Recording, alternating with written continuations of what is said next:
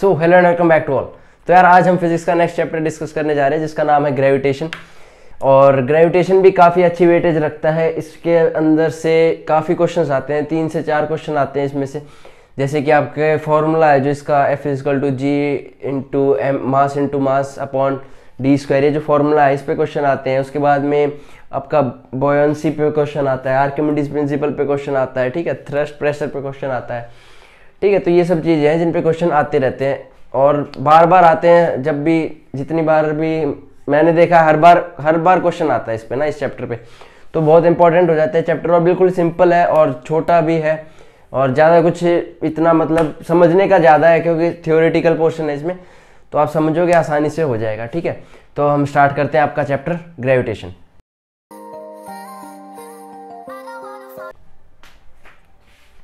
तो यार सबसे पहले तो ग्रेविटेशन होता क्या है, इसका नाम से ही चैप्टर को स्टार्ट करेंगे हम। ग्रेविटेशन जैसे कि आपने देखा होगा कोई भी दो बॉडी है यूनिवर्स के अंदर, कोई भी दो बॉडी है वो क्या है ना, अपने ऊपर दोनों एक दूसरे के ऊपर फोर्स लगा रही होती है, ठीक है। तो जो फोर्स एक दूसरे के, जैसे हमने थर्ड लॉ में देखा था, थर्ड लॉ में क्या देखा था, every action has equal and opposite reaction. वैसे ही क्या है ग्रेविटेशन है, हर दो बॉडीज आपस में फोर्स लगा रही होती हैं आप एक दूसरे के ऊपर, ठीक है। उस फोर्स का हमने नाम दे दिया ग्रेविटेशन, ठीक है। तो ग्रेविटेशन क्या है, फोर्स बिटवीन टू बॉडीज, ठीक है। कोई भी दो बॉडी हो, ये और ये दोनों आपस में फोर्स लगा रही है। अब आप बोलोगे दोनों आपस में एक साथ आ क्यों नहीं पा रही और दोनों फोर्स लगा रही है, तो क्योंकि जो फोर्स लग रही है ना इन दोनों के बीच में, एक तो एयर का रेजिस्टेंस है, ऊपर से दोनों की फोर्स जो है वो बराबर लग रही है, इसलिए दोनों आपस में आ नहीं पा रही। और एक तो हमने इनको पकड़ भी रखा है इसलिए भी नहीं आ पा रही। वैसे भी अगर इनको टेबल पे रख देंगे हम तो भी ये दोनों आपस में एक दूसरे की तरफ नहीं आ सकती, ठीक है। क्यों नहीं आ सकती, क्योंकि जो फोर्स लग रही है ना वो दोनों में बराबर लग रही है। इसीलिए आपने देखा होगा कि कभी भी जो सन है वो उठ के अर्थ की तरफ नहीं आ जाता या फिर अर्थ जो है सन की तरफ नहीं चली जाती, ऐसा नहीं होता है, ठीक है। तो फोर्स जो है वो दोनों बराबर लगा रहे होते हैं, सेम क्वांटिटी की लगा रहे होते हैं, ठीक है। नेक्स्ट आता है आपका ग्रेविटेशन का एक फॉर्मूला डिराइव किया गया था हमने। वो फॉर्मूला क्या है, ग्रेविटेशन एक फोर्स है तो इसको हमने एफ ले लिया, ठीक है। एफ = फोर्स क्या लिया हमने, डायरेक्टली प्रोपोर्शन ली mass of two bodies upon में r²। r² क्या है आपका डिस्टेंस है, m क्या है मास एक बॉडी का, छोटा m क्या है मास दूसरी बॉडी का, m1 m2 अपॉन r²। उनके बीच में कितना डिस्टेंस है, इस क्या निकलती है, फोर्स निकलती है, ठीक है। इस फोर्स का जब ये प्रोपोर्शनैलिटी साइन हटाया तो हमने एक कांस्टेंट लगाया g। इस g को हमने बोल दिया ग्रेविटेशन, ठीक है। ये जो g आया इसको हमने बोला ग्रेविटेशन, ठीक है।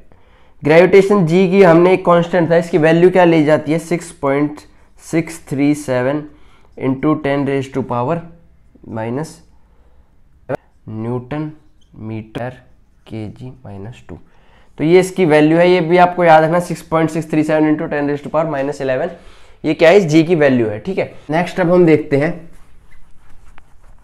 इनको देखते हुए आपके एक केपलर नाम के साइंटिस्ट थे। केपलर नाम के साइंटिस्ट ने क्या किया कि उन्होंने एस्ट्रोनॉमर्स देखे, मतलब कि जो हमारी भविष्यवाणी वगैरह करते थे पहले के टाइम पे, उनके पास कोई टेलीस्कोप नहीं था ना, तो चांद तारे उन्होंने कभी देखे, लेकिन फिर भी वो बता देते थे कि यहाँ पे ये तारा है, इस तारे को देख के आपकी मतलब जो बोलते हैं ना राशि वगैरह ये सब है, ये सब तो वो उस टाइम पे बताया जाता। तो केपलर नाम के साइंटिस्ट ने उनको पढ़ा कि भाई ये कैसे बता पा रहे हैं, ये इन्होंने ऐसे अंदाजे कैसे लगाए, ठीक है। तो ये पावर्स वगैरह जो भी होती हैं ये सारी चीज रियल में एग्जिस्ट करती है, इनके ऊपर ही केपलर ने अपनी डिस्कवरी स्टार्ट करी, ठीक है। तो केपलर ने इनके ऊपर अपने 3 लॉ दिए इनकी स्टडी करते हुए। केपलर ने पहला लॉ दिया कि कोई भी ऑब्जेक्ट है, ठीक है, जो हमारी अर्थ रोटेट कर रही है वो क्या है, एक एलिप्टिकल पाथ में रोटेट कर रही है।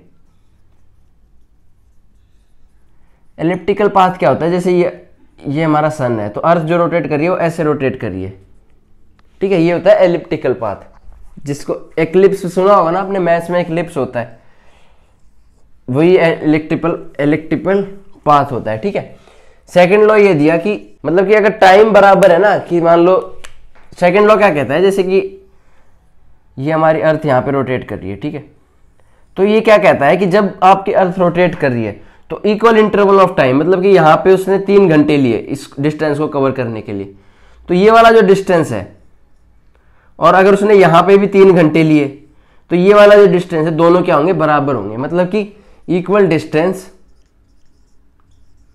In equal interval of time. ठीक है, equal distance in equal interval of time, ये था इसका सेकंड लॉ। थर्ड लॉ था कि थर्ड लॉ सबसे इंपॉर्टेंट होता है, इस पे क्वेश्चन आता है। इसका सिर्फ आप एक फॉर्मूला याद रखना कि थर्ड लॉ सबसे इंपॉर्टेंट है। इस थर्ड लॉ जो है ना केपलर का, वो सबसे इंपॉर्टेंट हो जाता है। क्यों? क्योंकि इस पे कई बार क्वेश्चन, हर बार क्वेश्चन आता है। मतलब ये फॉर्मूला है इसका, ये फॉर्मूला आप याद रखना। आर क्यूब क्या है, मतलब कि डिस्टेंस का क्यूब और टाइम पीरियड का स्क्वायर जो है वो बराबर होता है। जब भी अर्थ वगैरह रोटेट कर रही होती है, मान लो ये अर्थ यहाँ पे रोटेट कर रही है, सन है, यहाँ पे अर्थ रोटेट कर रही है, तो डिस्टेंस का क्यूब मतलब आर क्या होगा, ये रेडियस, इसका क्यूब लेंगे तो टाइम पीरियड के स्क्वायर के बराबर होगा। इस पे क्वेश्चन कैसे पूछा जाता है कि मान लो आपको दे देगा किसी बॉडी का टाइम पीरियड आपको दे दिया उसने कि 6 था, ठीक है, उस टाइम पे उसकी रेडियस मान लो आपको दे देता है वो 8 थी, ठीक है। तो आपसे बोलेगा कि अगर हम टाइम पीरियड को ट्वाइस कर देते हैं तो रेडियस में कितना चेंज आएगा, ठीक है। तो ये इस टाइप के क्वेश्चन देते हैं आपको, रेडियस में कितना चेंज आएगा, 4 टाइम चेंज हो जाएगा, क्योंकि रेडियस क्या हो रही है, टाइम पीरियड क्या हो रहा है, स्क्वायर हो रहा है। तो यहाँ पे 2 था तो 2 का स्क्वायर क्या होता है, 4 होता है, इसलिए रेडियस क्या होती है आपकी 4 टाइम बढ़ जाएगी, ठीक है। ये आपके केपलर के कुछ लॉ थे। नेक्स्ट अब हमने देखा कि 2 बॉडीज आपस में फोर्स लगा रही है, तो जो आपकी जो अर्थ फोर्स लगा रही है उस फोर्स को क्या नाम दिया जाए, उस फोर्स को हमने नाम दिया ग्रेविटी।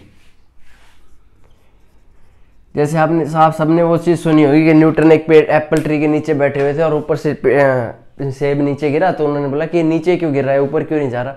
तो उन्होंने वहां से डिस्कवर कर दिया कि नीचे कोई भी फोर्स लग रही है जो इसको नीचे की तरफ खींच रही है। जैसे आप कुछ भी फेंकोगे तो वो नीचे ही आएगा हमेशा, है ना। तो ये सबको पता है कि क्यों आता है, ये ग्रेविटी की वजह से आता है, ठीक है।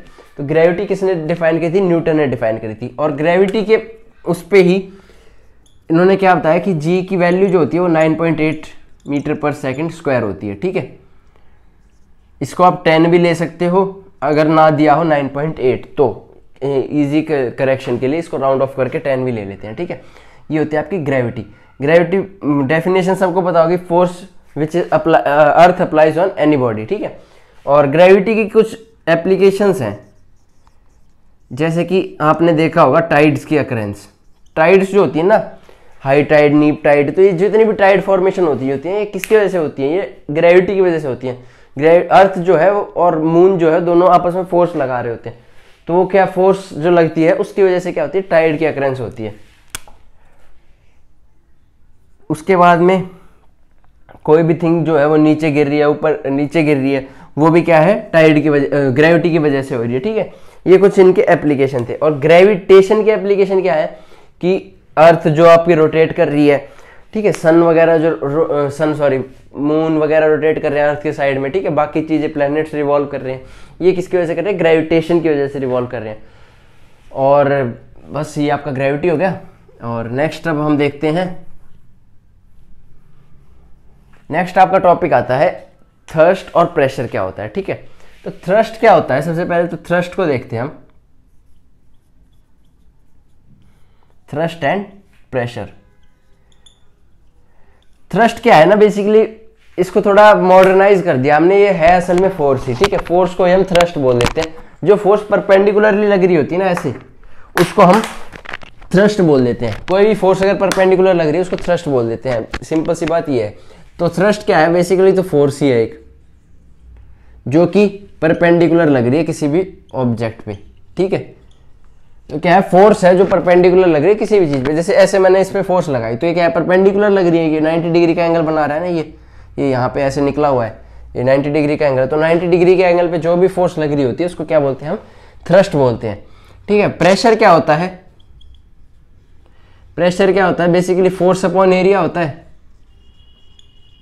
इसको हम थ्रस्ट अपॉन एरिया भी लिख सकते हैं, थ्रस्ट अपॉन एरिया, ये आपका क्या होता है, प्रेशर होता है। ऑलराइट, इसके बाद में आपका एक प्रॉपर्टी आती है जिसका नाम है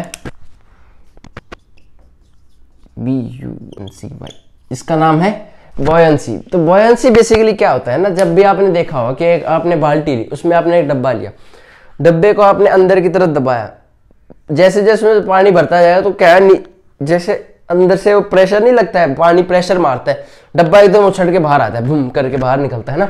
तो बाहर क्यों निकल रहा है? क्योंकि जो वाटर है ना वो भी एक अपवर्ड फोर्स लगा रहा है, जितनी फोर्स आप लगा रहे हो उतनी ही फोर्स वाटर भी लगा रहा है। तो इसीलिए क्या है ना, वो डब्बा जो भी कुछ आप डाल रहे हो तो बाहर आ जाता है। अब आपने देखा होगा अगर आपने एक सुई डाली पानी में तो सुई क्या है, डूब जाएगी। लेकिन जो इतना बड़ा शिप है वो पानी में नहीं डूबता है। क्यों नहीं डूबता है? क्योंकि जो शिप है ना उसका जो है वो मास ज्यादा है, ठीक है। मास ज्यादा होने की वजह से उसका इनर्शिया ज्यादा है, उस पर जो फोर्स वो नीचे की तरफ लगा रहा है वो फोर्स ज्यादा है, ठीक है। अगर नीचे फोर्स ज्यादा लगा रहा है तो उसको अपवर्ड फोर्स भी ज्यादा मिल रही है।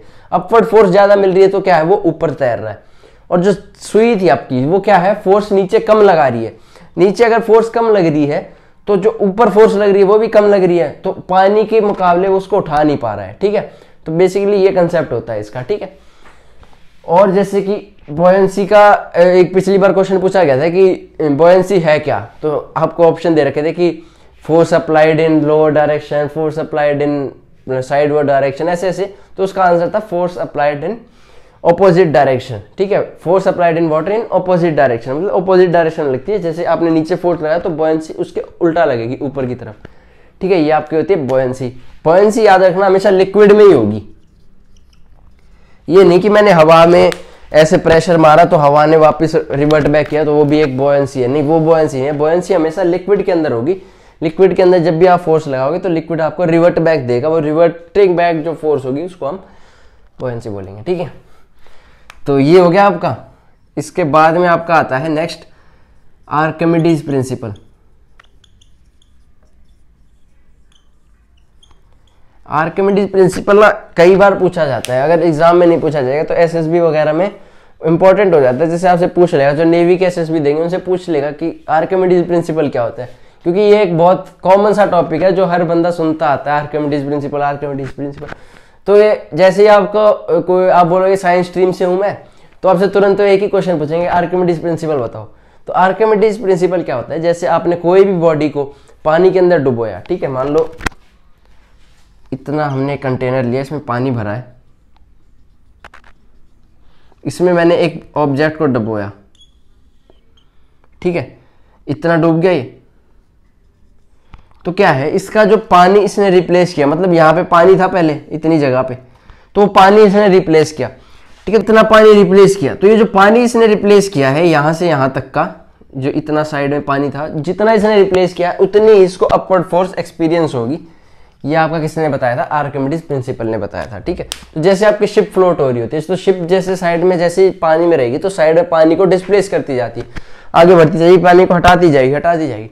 जो पानी हट रहा है ना उतनी ही उसको अपवर्ड फोर्स मिल रही है। जितना पानी वो रिप्लेस करेगी उतनी ही अपवर्ड फोर्स उसको मिलेगी।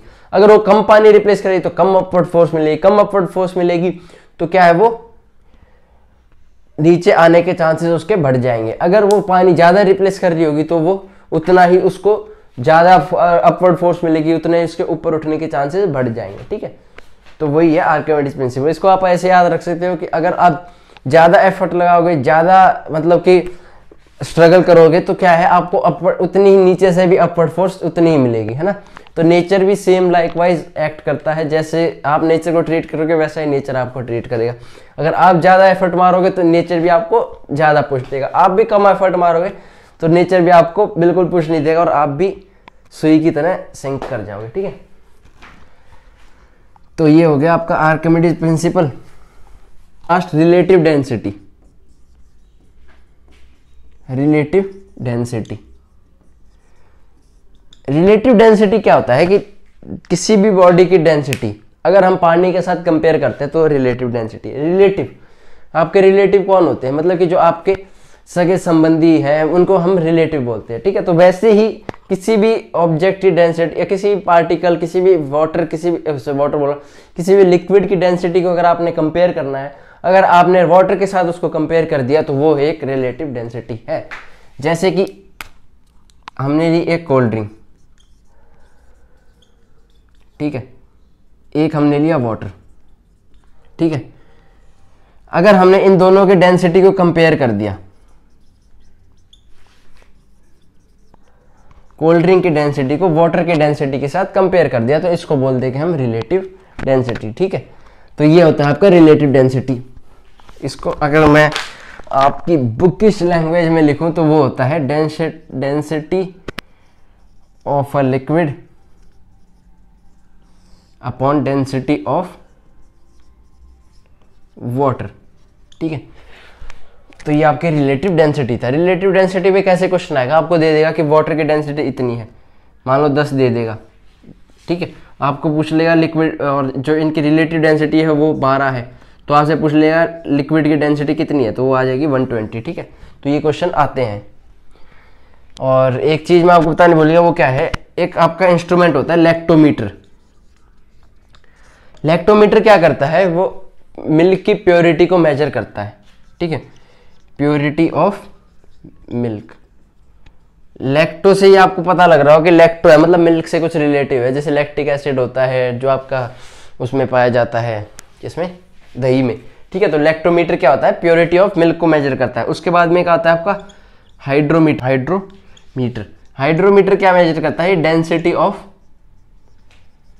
लिक्विड को मेजर करता है। किसी भी लिक्विड की डेंसिटी को मेजर करना है तो आप हाइड्रोमीटर से करोगे, और लैक्टोमीटर से प्योरिटी ऑफ मिल्क को मेजर करोगे। तो बस इतना था आपका ग्रेविटेशन चैप्टर।